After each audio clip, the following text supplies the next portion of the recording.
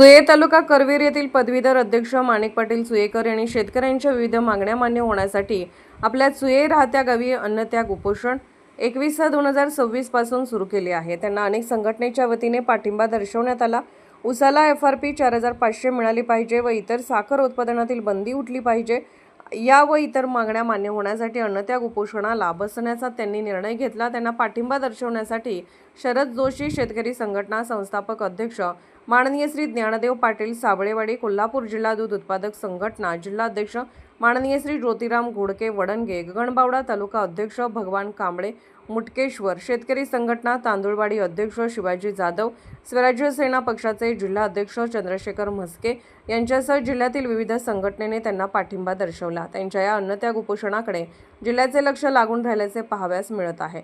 कोल्हापूर जिल्हा दूध उत्पादक संघटना जिल्हाध्यक्ष ज्योतिराम घोडके वडणगे आणि शेतकरी संघटना संस्थापक अध्यक्ष ज्ञानदेव पाटील साबळेवाडी यांच्याशी आणि आमच्या प्रतिनिधींशी बोलताना माणिक पाटील यांनी सांगितले, शेतकऱ्यांच्या मागण्या मान्य होत नाही तोपर्यंत माझे हे अन्नत्याग उपोषण चालूच राहणार असे त्यांनी सांगितले। त्यांना अनेक शेतकऱ्यांनी पाठिंबा दर्शवला आहे।